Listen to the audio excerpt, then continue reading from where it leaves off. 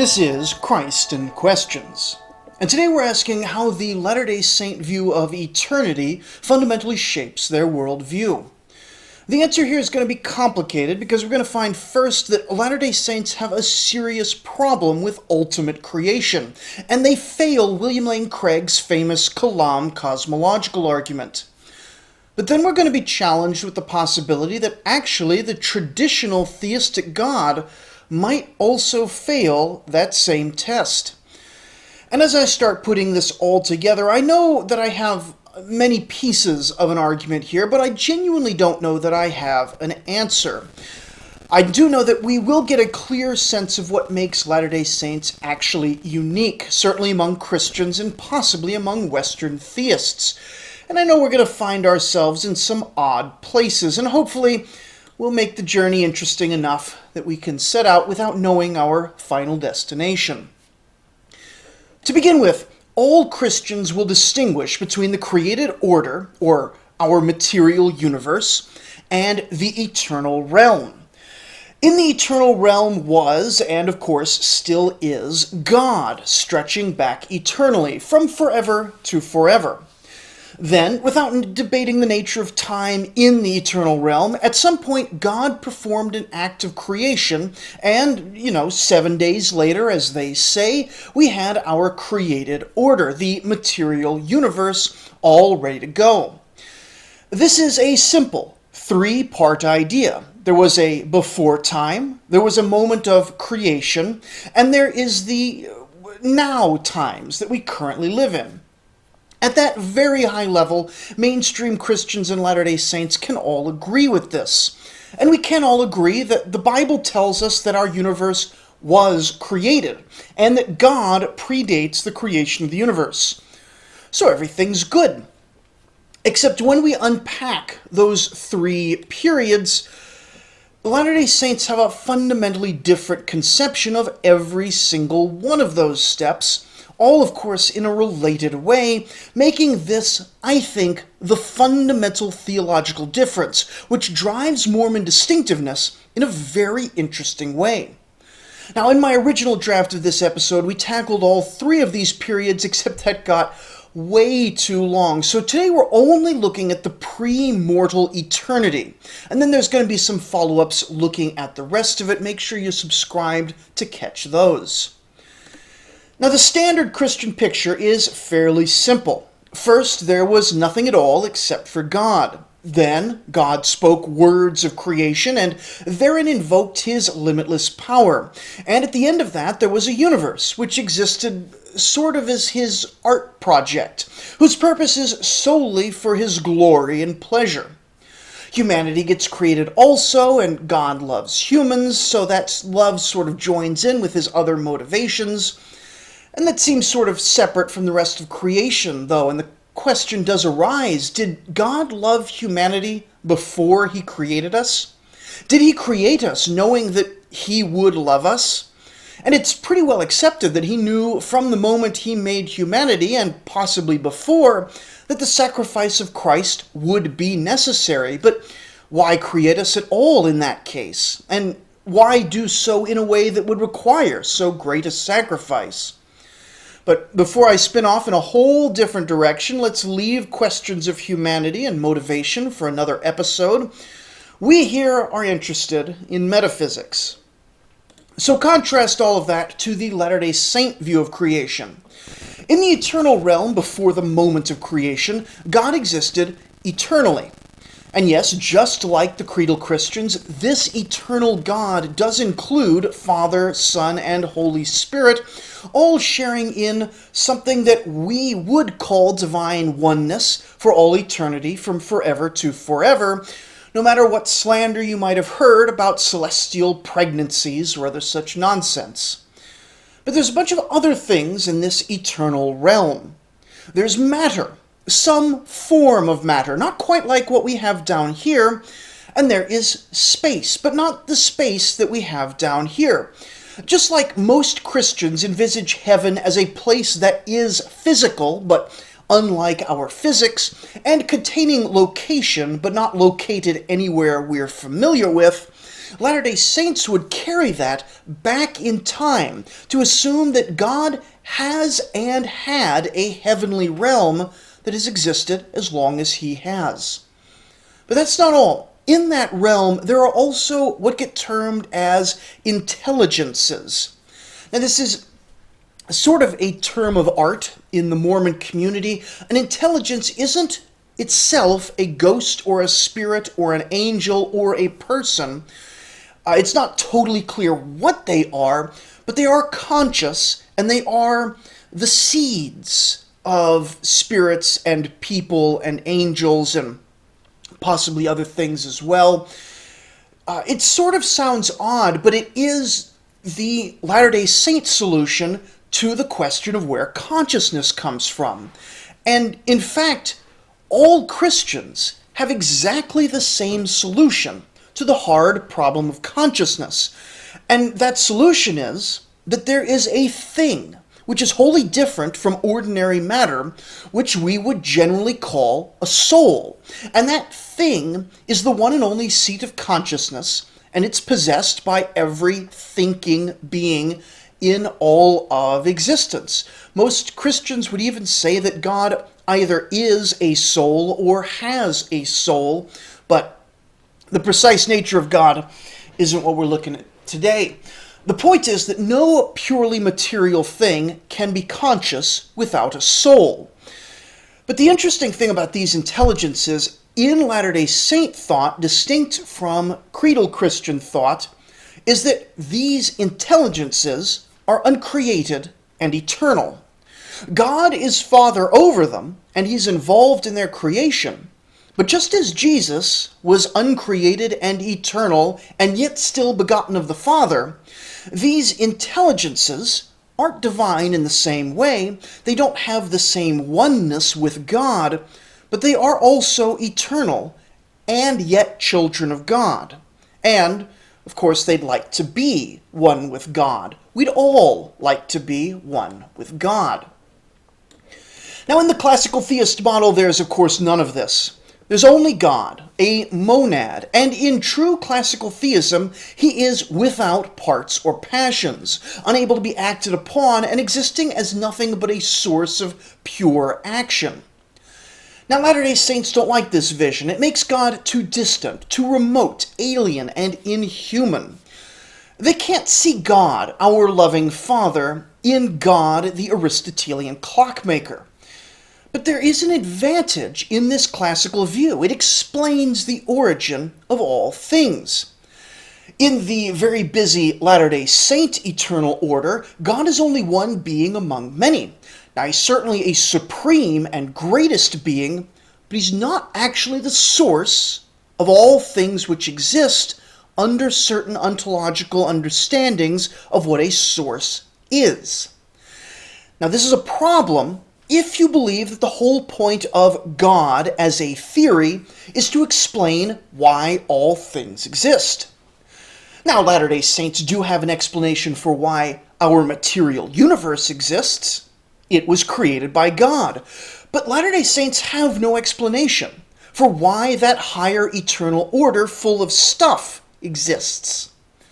Now, for millennia, there have been debates about whether the universe was eternal and uncaused, or if it had a beginning and a cause. And while that material debate, science has largely solved the question, oh yes, the material universe did have an actual origin, but when you extend your idea of what the universe is to include God and the pre-universal, pre-material realm, we still haven't actually solved that.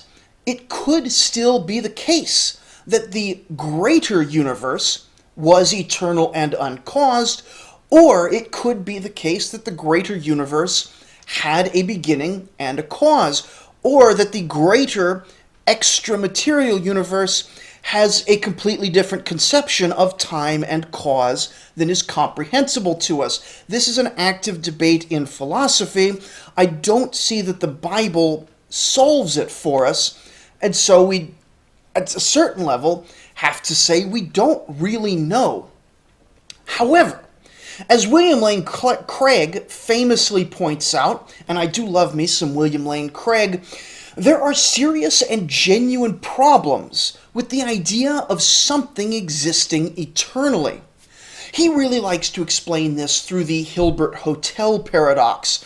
I personally like the paper passer paradox, and both of those are complicated enough that I'm going to direct you to a Majesty of Reason video to learn more about that. Link in the description. But both of these paradoxes, when they're properly understood, make it extremely unlikely that something that follows the rules of our universe could exist from eternity past. So it would seem that the universe must have a cause and an origin, which is the commonly accepted view among modern Christians. Except that origin itself often ends up being eternal, that being God. God gets a pass on being eternal because he doesn't necessarily follow the rules of our universe. And so long as God is our one and only eternal being, we could safely call him the source of all being. But there are thorny questions around the lonely God of pre-existence, as well as a tendency among some Christian cosmologies to start putting other things into that pre-existent realm aside from God, which themselves risk collapsing into the less foundational God of the Latter-day Saint vision. Now, what do I mean by that? And this is the meat of it, and it is a bit complicated. I'm going to do my best. Stick with me. Consider the so-called omnipotence paradox. Now, it takes a lot of forms. Could God create a square circle? Could God create an unmarried bachelor?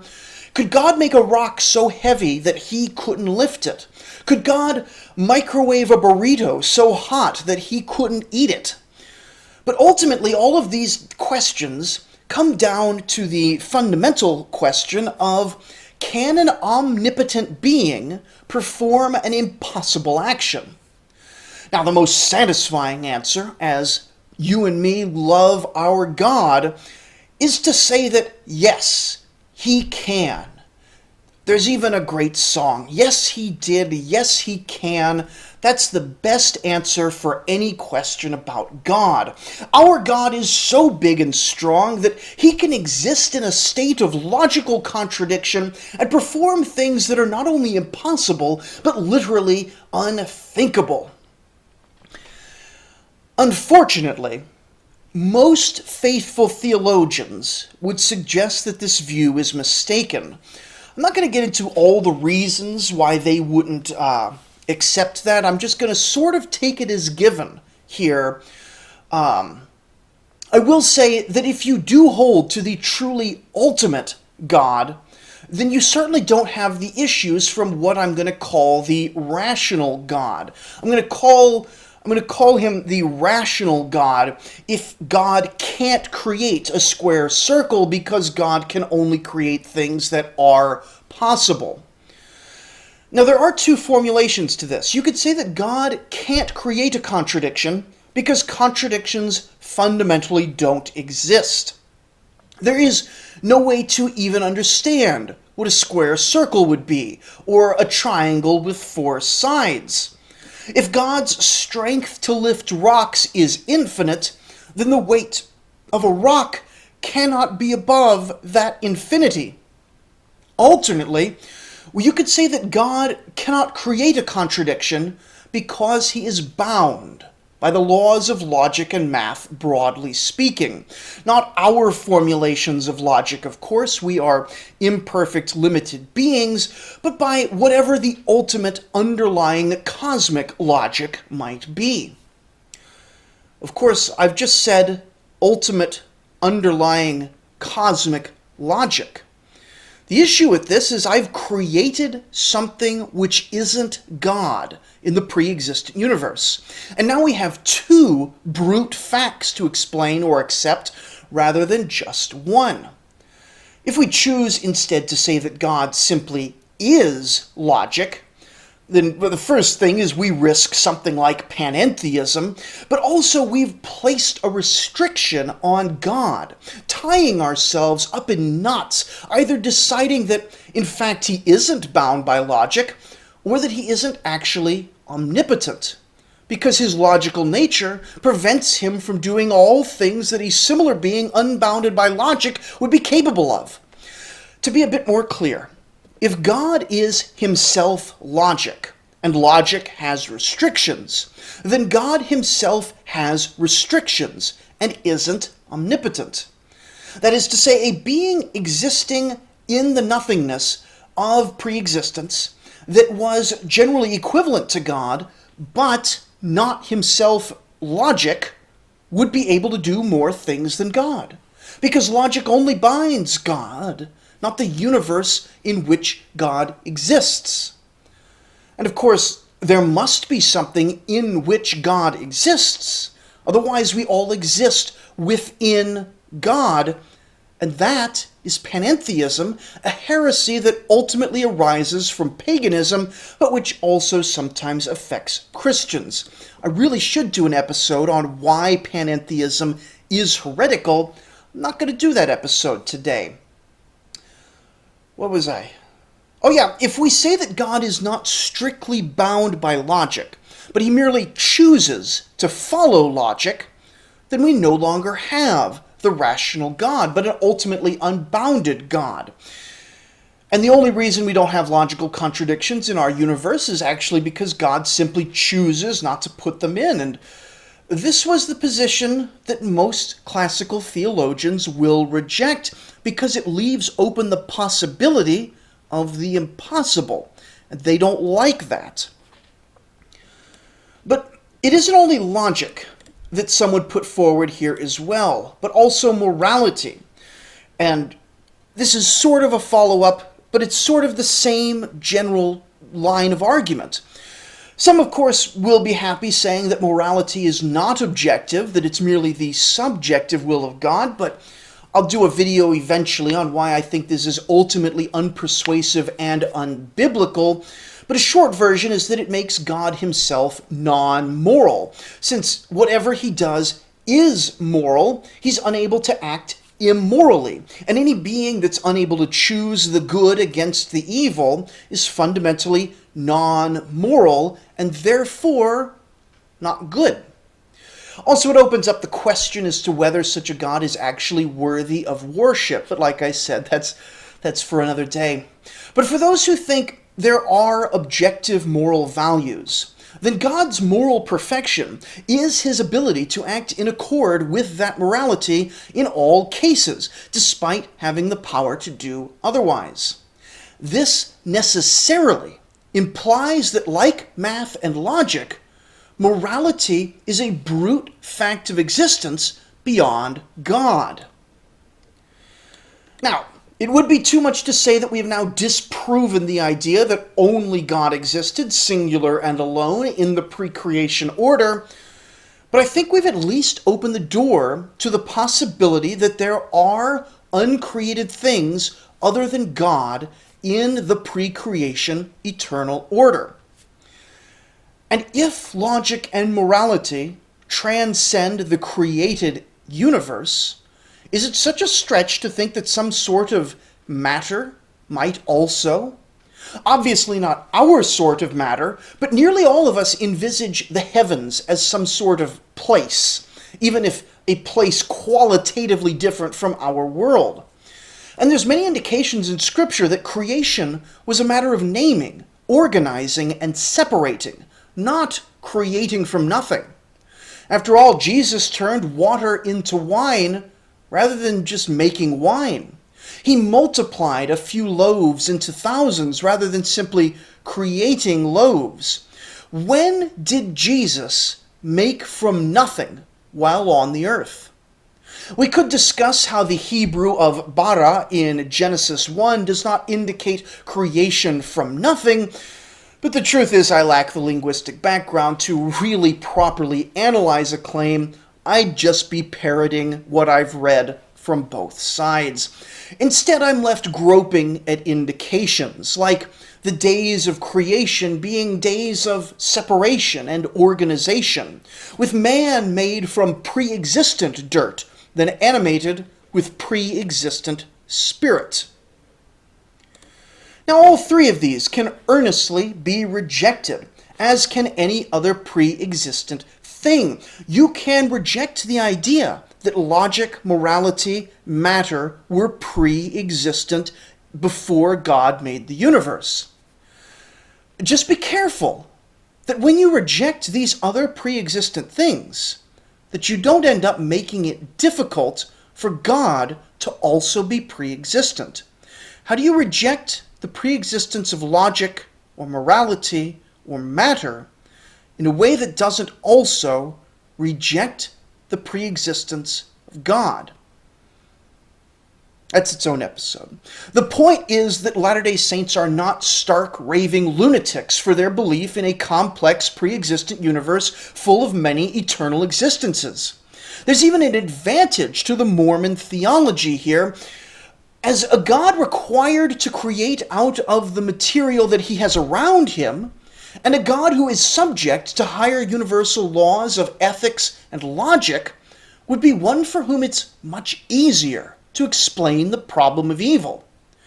And it fits in nicely with the larger cosmology of the Church of Jesus Christ of Latter-day Saints, which itself uses this expanded cosmology to answer a fair number of things that other denominations often consider to be hard questions or mysteries. But all this comes at a cost.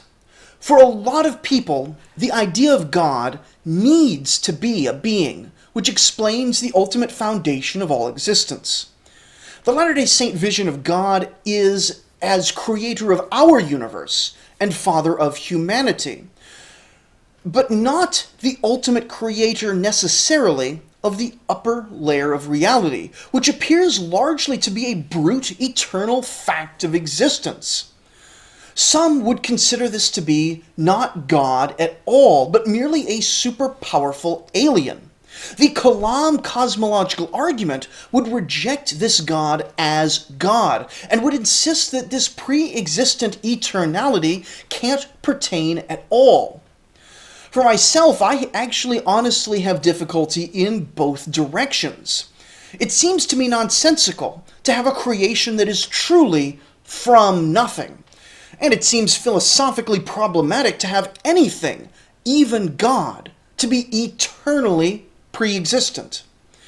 And that applies, in my mind, even to God, as the Paper Passer paradox and other such related things, the Grim Reaper paradox and such, would still apply to the Most High.